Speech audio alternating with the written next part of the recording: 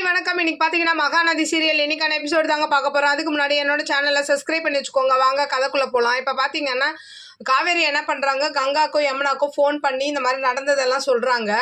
அப்போ என்ன சொல்கிறாங்கன்னா, இந்த மாதிரி அந்த பையன் என்ன வேணான்னு சொல்லிட்டான், அதை வந்து விஜயும் இவங்களும் என்ன கிண்டல் பண்ணிட்டாங்க அப்படின்ற மாதிரியும் சொல்கிறாங்க.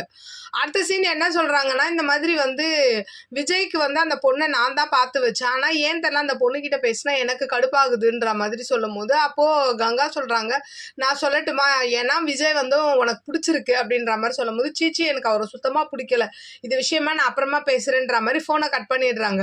அடுத்த சீன் பார்த்தீங்கன்னா விஜய் என்ன பண்ணுறாரு, இதை நடந்ததுக்கெல்லாம் என்ன சொல்கிறாரு, சாரி போட்டு ஒரு மெசேஜ் ஒன்று அனுப்பி விடுறாரு.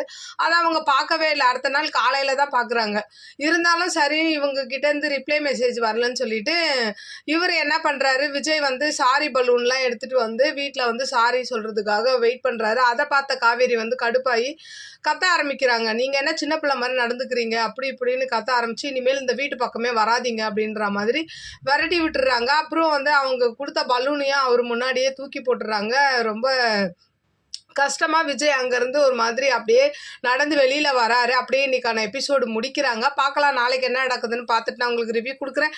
என்னோட சேனல் பிடிச்சிருந்தா லைக் பண்ணுங்கள், ஷேர் பண்ணுங்கள், கமெண்ட் பண்ணுங்கள். என்னோட சேனலை சப்ஸ்கிரைப் பண்ணி சப்போர்ட் பண்ணுங்கள். நன்றி, வணக்கம், பாய்.